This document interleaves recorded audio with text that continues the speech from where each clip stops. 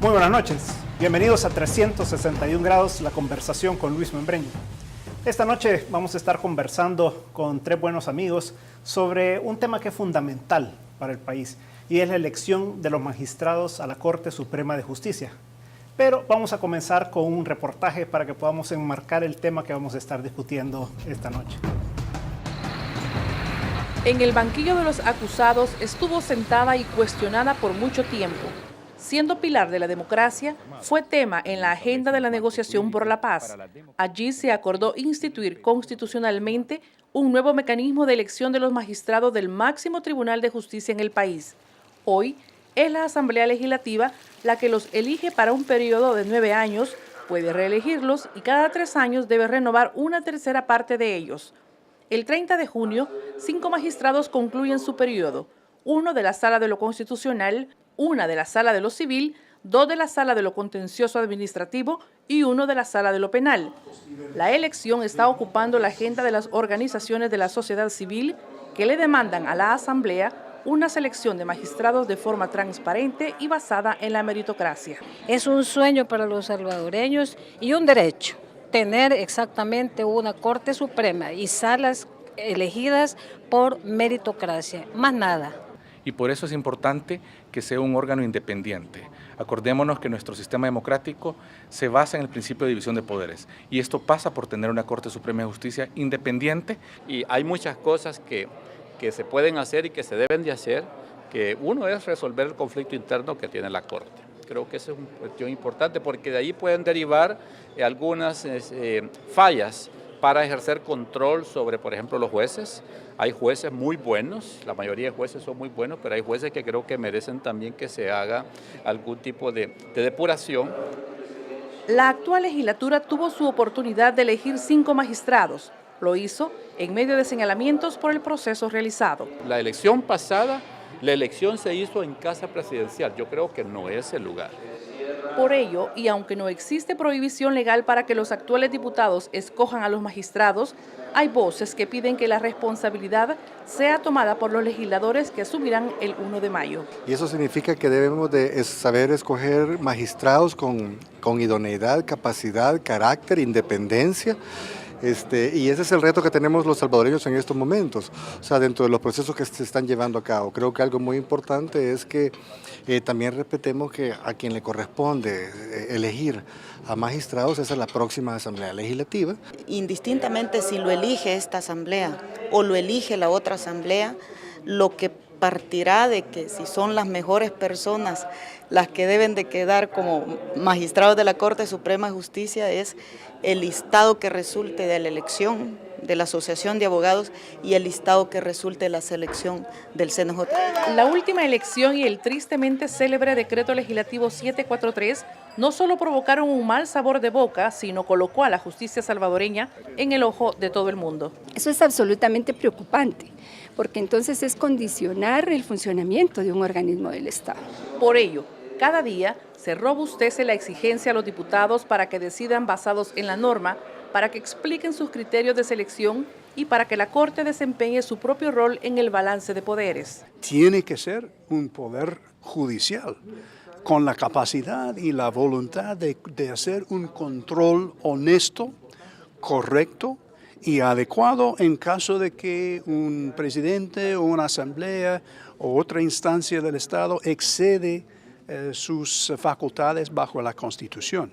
La elección de los aspirantes está en marcha y el próximo 11 de febrero se someterán al escrutinio de los abogados del país en un proceso que será verificado por el Consejo Nacional de la Judicatura y por la Procuraduría para la Defensa de los Derechos Humanos.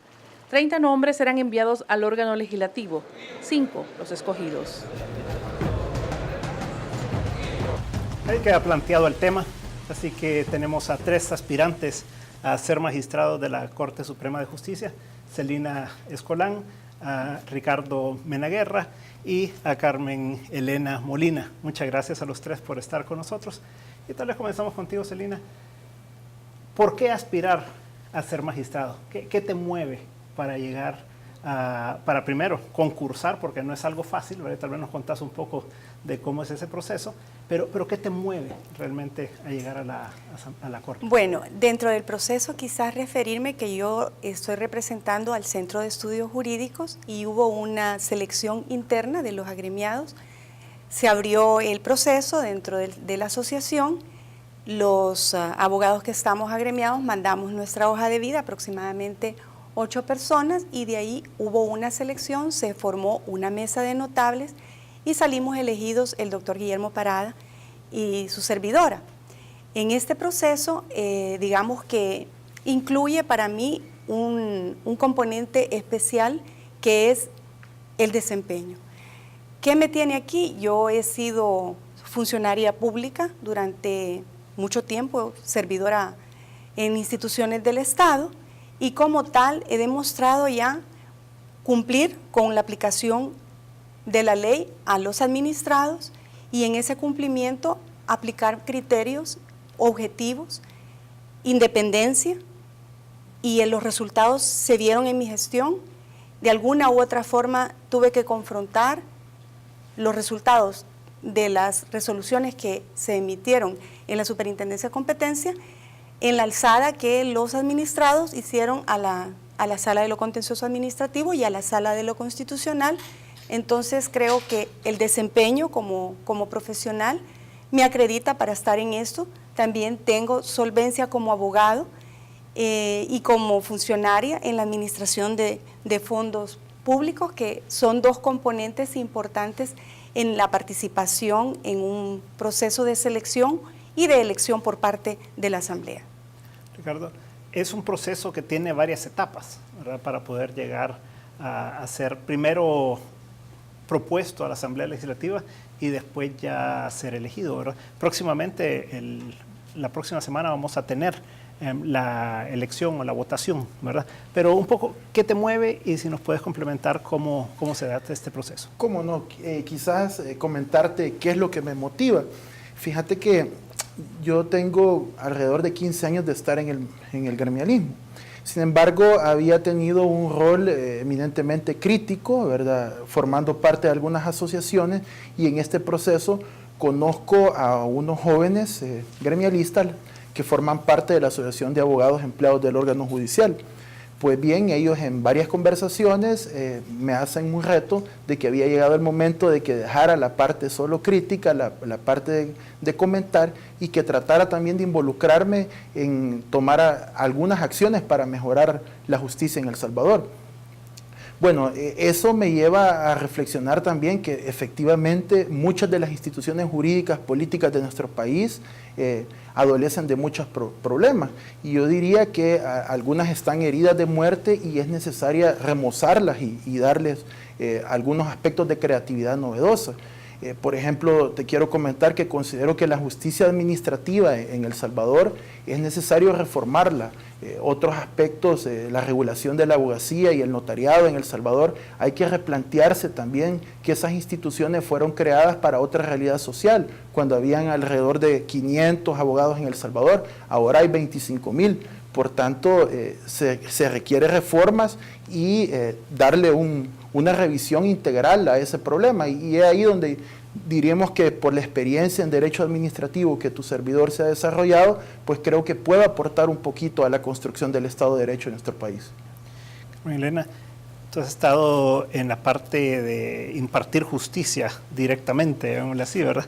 Tal vez se nos cuenta un poco de cuál ha sido tu experiencia y nuevamente, ¿cómo es ese proceso para poder llegar a ser electo? Cómo no, yo soy propuesta por la Asociación de Mujeres Juezas del Salvador, la Asociación de Magistrados y Jueces y la Asociación de Jueces de Paz del Salvador.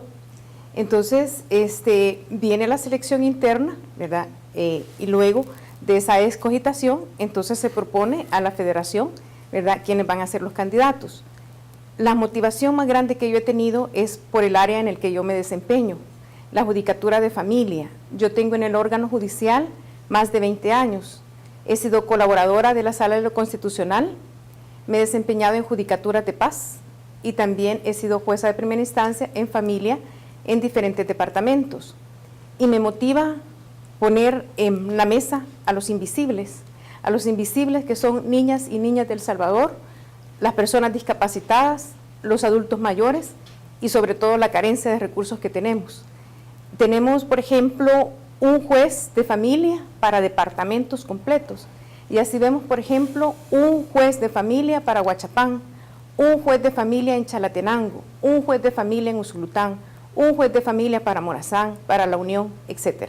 Entonces significa que todas las personas que se quieren divorciar de ese departamento acuden ¿a cuánto? A un solo juez, que tiene que velar por la violencia intrafamiliar, por los divorcios, por las cuotas alimenticias, por las paternidades, por las adopciones, y me parece que es excesivo. Me parece que hay una mala distribución de los recursos, me parece que en áreas tan sensibles no se nos presta atención y también es imposible darle como se merece la atención al ciudadano que nos demanda. Es imposible cumplir estos plazos procesales y vemos por un lado, ¿verdad?, que en algún momento se devuelven cantidades de dinero, no tenemos participación los jueces ni los empleados para saber cuáles van a ser las prioridades en esos presupuestos, me mueve la burocracia, me mueve que también debe haber una participación ciudadana en todo esto. También quisiera transparentar las actividades judiciales y también la rendición de cuentas, donde los medios de comunicación bajo una capacitación es necesaria la presencia de ellos, porque ellos son la voz de la ciudadanía.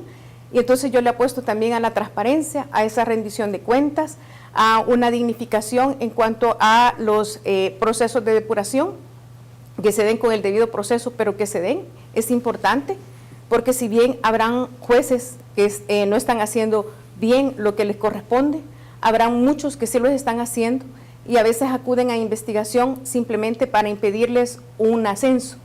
Y es necesario también ponerle fin, si alguien está actuando mal, ponerle fin inmediatamente. Y a veces vemos que hasta después de 15 años hay una resolución. Entonces me parece también que no es adecuado y mi apuesta es a querer transformar la justicia de una forma pronta, cumplida, transparente y con rendición de cuentas. Okay. Celina, ¿cuántas personas están participando en este proceso? En el proceso de la Federación de Asociaciones de Abogados somos 43, 13 mujeres y el resto son hombres, y por parte del Consejo Nacional de la Judicatura entiendo que son 111 candidatos.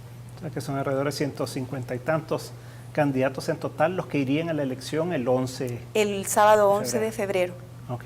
¿Y cómo se lleva a cabo esta elección? Porque en realidad para el común de los ciudadanos no nos damos cuenta mayor cosa de todo esto. Me dicen en los juzgados entonces hay cantidad de personas promoviéndose y todo, pero ¿cómo es la elección? Es muy similar al proceso de votación que se va a llevar a cabo próximamente en marzo.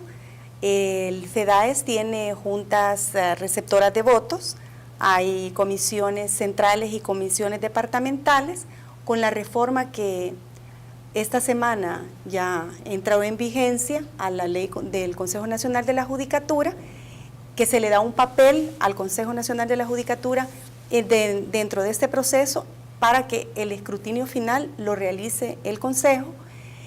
Van a haber centros de votación en todas las cabeceras departamentales, en Santa Ana, en San Miguel, en San Salvador, y se espera pues que todo el proceso ya fueron elegidos, las juntas receptoras se juramentaron recientemente, la semana pasada.